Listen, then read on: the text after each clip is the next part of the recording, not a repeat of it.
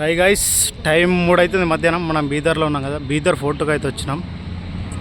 ఇదైతే చూస్తేనే కళ్ళు ఎదిరిపోతున్నాయి, మామూలుగా లేదు. మీకు లోపలికి వెళ్ళి డీటెయిల్గా చూపెడతా.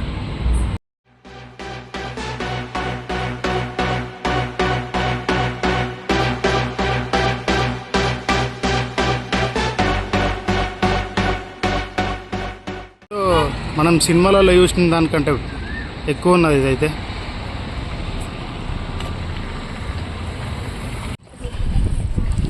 ఎంట్రన్స్ రూట్ అయితే దొరికింది. దీని చరిత్రను అయితే లోపలికి వెళ్తూ అయితే మాట్లాడుకుందాము.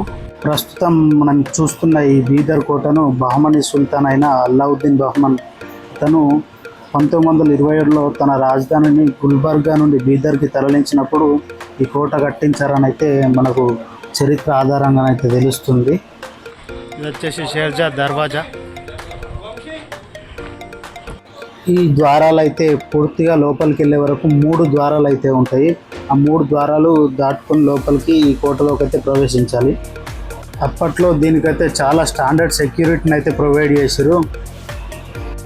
కోట యొక్క మొదటి ద్వారంలోకి వెళ్ళినట్టయితే పెద్ద పెద్ద ఎర్ర రాళ్లతో అయితే నిర్మించారు.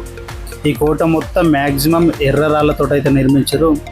ఎంట్రన్స్ గేట్ కూడా చూసుకోవచ్చు. కోట ద్వారం పూర్తి లోపల వరకు అయితే ఎత్తులోనైతే నిర్మించారు. గేట్ మాత్రం చాలా హెవీగా ఐరన్ తోటి అయితే తయారు చేశారు. ఈ కోటనైతే యాక్చువల్గా కట్టడానికి కారణం ఈ ప్రదేశం ముందు మెరుగైన వాతావరణం, సారవంతమైన భూమి అవుతుంది. అందుకే ఈ కోటనైతే ఇక్కడ నిర్మించారు అప్పట్లో. చరిత్రను చూసుకున్నట్టయితే ఈ ప్రదేశంలో చిన్నదైన మరియు దృఢమైన కోట ఉండేనని 1322లో జరిగిన మొదటి ముస్లిం దండయాత్రకు సంబంధించిన రాజకుమారుడు ఉలుగ్ ఖాన్ ద్వారా తుగ్లక్ సామ్రాజ్యం కిందికి వచ్చిందని కొన్ని అయితే ఆధారాలు ఉన్నాయి దీని మీద. ఇలా మనం రెండో ద్వారం దాటినాక కూడా ఇరువైపులా హెవీ స్ట్రక్చర్ తోటి అయితే మళ్ళీ కొద్దిగా నిర్మాణాలు అయితే జరిపారు. క్లోజ్ అయితే అంట. బహమనీ సామ్రాజ్యం స్థిరపడ్డాకనైతే 1347లో అప్పటి బీదర్ సుల్తాన్ అయిన అల్లావుద్దీన్ బహమన్ షా కాలంలో ఇదంతా బహమనీ పాలనలోకి అయితే వచ్చింది. అలాగే మొదటి అహ్మద్ షా కాలం వచ్చేసి 1422 నుంచి 1486 వరకు ఉన్న పాలనలో బీదర్ బహమనీ సామ్రాజ్య రాజధాని అయితే అయింది. చరిత్ర ఆధారంగానే ఇవన్నీ నేనైతే వికీపీడియాలో సెర్చ్ చేసి కొన్ని బుక్కుల ద్వారానైతే తెలుసుకున్నాను. లోపట్ల అట్లనే బ్యూటిఫుల్ గార్డెన్ కూడా ఉన్నదట. గార్డెన్ కూడా చూద్దాం, గ్రీనరీ ఎట్లా ఉన్నదో. యాక్చువల్గా మేము వచ్చిందే బెటర్ అయింది. 5 o'clock అయితే క్లోజ్ అంట. ఫస్ట్ దారి తెలియకనైతే అటు సైడ్ వెళ్ళిపోయినాం. నీడే వేసిన అంత. ఈ ప్రాంతం బహమనీలకు రాజధానిగా మారినప్పుడే పాత కోట స్థానంలో కొత్త కోటతో పాటుగా కొన్ని మదర్సాలు, మసీద్లు, మహల్లు, రాజభవనాలు, తోటలు లాంటివి అయితే నిర్మించబడ్డాయని అయితే తెలుస్తుంది. ఈ పూర్తి బీదర్ చరిత్రలో చెప్పుకోదగ్గ వ్యక్తి అయితే 1466లో ప్రధానమంత్రిగా పనిచేసిన మహమ్మద్ గవన్. 1656లో ముఘల్ చక్రవర్తి ఔరంగజేబ్ ఆక్రమించుకునే వరకు ఈ కోట అయితే ముందుగా బారిద్ షాహీ సామ్రాజ్య ఆధీనంలో ఉండే. అప్పుడు తర్వాత 1724లో బీదర్ నిజాంకు నవాబులైన అసఫ్ జహీల అదుపులోకి అయితే వచ్చింది. దాని తర్వాతనైతే 1619 నుండి 20లలో బీజాపూర్ సామ్రాజ్యంలోకి అయితే చేర్చబడింది. తర్వాత 1657లో మొఘల్ రాజప్రతినిధిత్వం వహించి దాని కిందికి అయితే తీసుకున్నారు. 1686లో అప్పుడు మొఘల్ సామ్రాజ్యంలోకి అయితే మొత్తం పూర్తిగానైతే విలీనం అయితే అయిపోయింది. అలాగే నెక్స్ట్ గేట్ తర్వాత లార్జ్ గన్ స్టేషన్ అయితే ఒకటి కనిపించింది. అందులో ఇప్పుడు ఆయుధాలు, గన్స్ వంటివి అయితే తయారు చేస్తుండే కావచ్చు అప్పట్లో.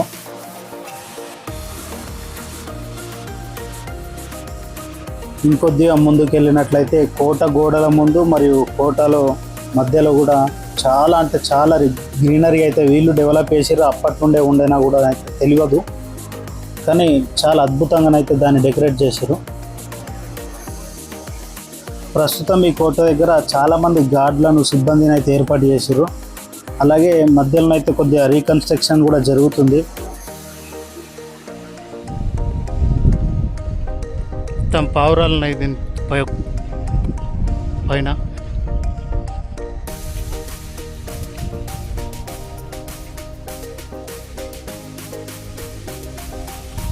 పావురాలు అయితే గూడ్లు కట్టేసుకున్నాయి ఎవరు రాక.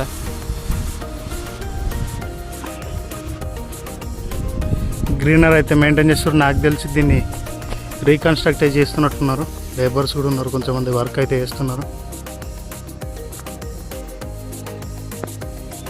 కొన్ని ఎంట్రన్స్ అయితే మాడిఫికేషన్ అయితే చేస్తున్నారు. హజార్ కోటరీ అంట. మనం వచ్చేసి ముందు దాంట్లోకి అయితే వెళ్ళిపోదాం. ఇక్కడ క్రాఫ్ట్ ఏరియా కూడా ఉన్నది.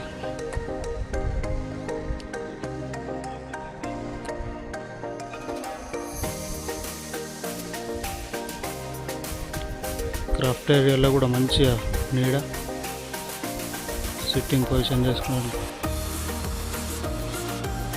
ప్రతి ఎంట్రన్స్ దగ్గర ఒక్కొక్క కోట దగ్గరనైతే వాటి చరిత్ర గురించి అయితే రాసి పెట్టారు. మనము గేట్లోకి ఎంట్రీ కాగానే అప్పట్లోనైతే కొన్ని స్తంభాలు డ్యామేజ్ అయిపోయినాయి, పక్కకైతే స్టోర్ చేసారు. ఇవి ఇక్కడ నిర్మింపబడ్డాయి, ఇక్కడ ఉండేనా లేకుంటే ఇక్కడ తెచ్చి పెట్టారని అయితే మనకు సరిగ్గా తెలియదు, కానీ అన్ని డ్యామేజ్డ్ పిల్లర్స్ అయితే ఉన్నాయి.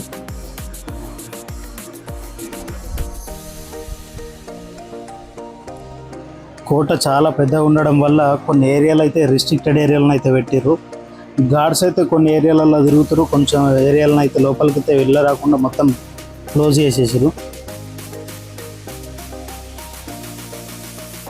కొన్ని నంది విగ్రహాలు అయితే ధ్వంసం అయిపోయినాయి పూర్తిగా.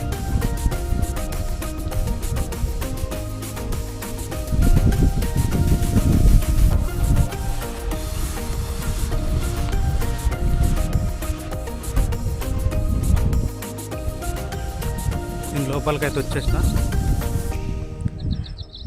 సూపర్ ఎక్సైటెడ్ ఉన్నా నేనైతే. ఇంకా లోపల ఏమున్నాయి చూడడానికి. ఎటు సైడ్ వెళ్ళకుండా గేట్లు అయితే పెట్టేసారు.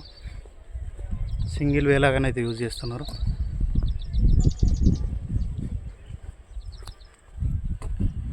పోర్ట్ ఇన్సైడ్ అయితే ఇలా ఉన్నది.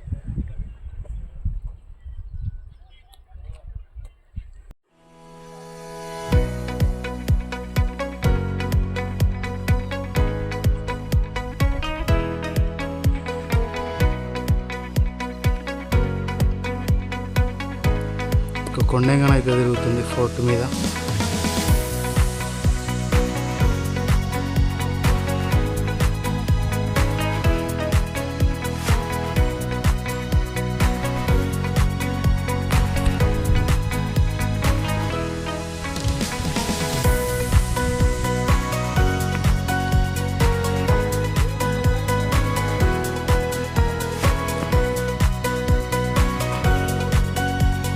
దీని నేమ్ వచ్చేసి తార్కాష్ మహల్.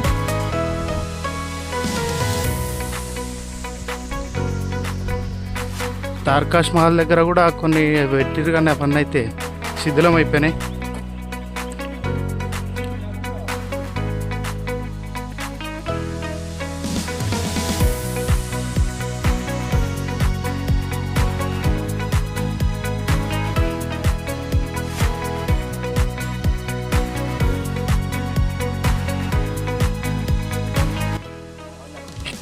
మంచిగా అయితే ఇక్కడ కూర్చున్నాం. మా వాళ్ళు ఫోటోలు వేసాం పెట్టి ఇక్కడ కొద్దిసేపు పొరిగిరు. ఆ వాచ్మెన్ వాడు విజిల్ కొట్టుకుంటా చలో చలో బాయ్ అంటుండు. ఏమవుతుందో ఇంకా చూద్దామా. లోపలికైతే వెళ్ళరాదు.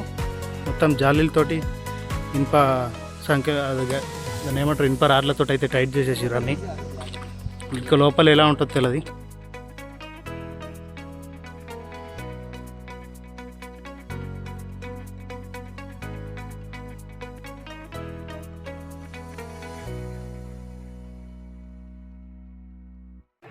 ఇక్కడైతే సోలకంబ మసీద్ అయితే అని రాసింది అయితే ఉన్నది. ఇది మసీద్ కావచ్చు. కొండంగలకైతే ఒక ఇల్లు ఉన్నది సపరేట్.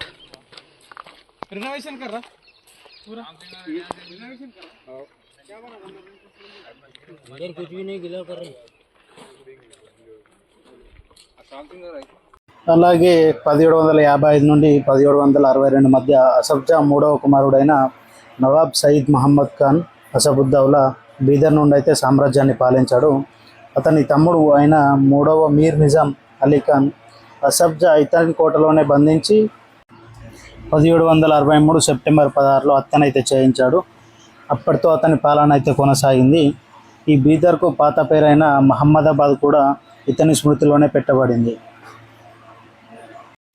ఆ విధంగా బహమనీ రాజులు గుల్బర్గా నుండి 1347 1424 మధ్య కాలంలో 1424 నుండి రాజ్యం సమాప్తి చెందే వరకు పూర్తి బీదర్ నుండి అయితే పరిపాలన సాగించారు. తర్వాత సామ్రాజ్యాలు మొత్తం 5 ముక్కలయ్యాయి. అందులో ఒకటి బీజాపూరు, రెండవది గోల్కొండ, అహ్మదానగర్, బీదర్, బేరర్ ప్రాంతాలుగానైతే పూర్తిగా సామ్రాజ్యాలు అయితే విడిపోయాయి. భారత స్వాతంత్రం తర్వాత 1956లో బీదర్ మైసూర్లో ఉన్న ప్రస్తుత కర్ణాటక జిల్లాలను అయితే భాగమైంది.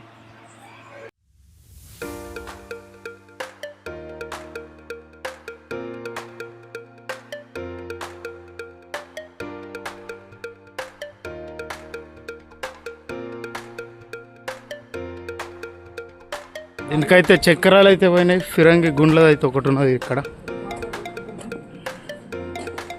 ఇది ఎంత వెయిట్ ఉంటుందో కింద అచ్చు పడ్డది. దీన్ని జరిపి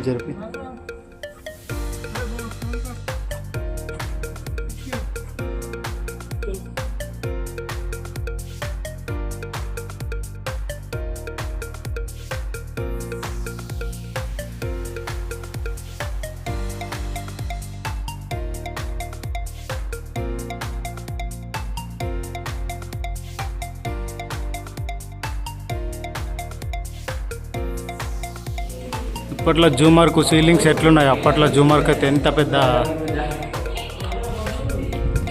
ఐరన్ తోటి చేసింది అనుకుంటుంది. పక్కన అయితే మస్తు తెచ్చాను.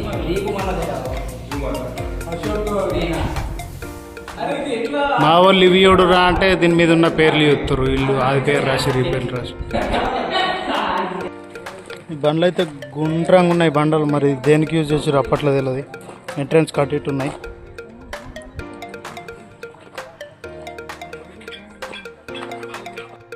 ఇప్పటిదాకానైతే అంతా తిరిగి చూసినాం. ఇప్పుడైతే వెళ్ళిపోతున్నాం back to end. Are you okay mister Vicky? Are you fine?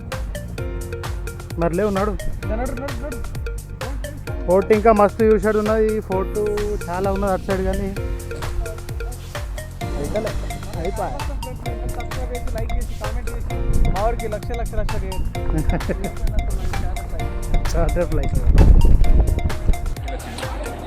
టూరిస్టులు అయితే ఎక్కువ అవుతారు. ఎండ తక్కువ అవుతుంది కాబట్టి అందరు వస్తారు ఫ్యామిలీస్ టు ఫ్యామిలీస్.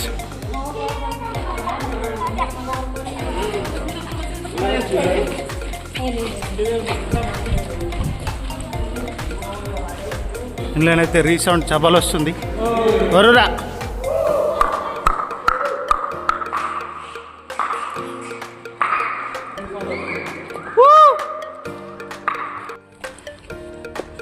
ఇందుకెళ్ళి కూడా లోపలికి ఏదో ఉంది, కానీ గేట్స్ అయితే లేవు.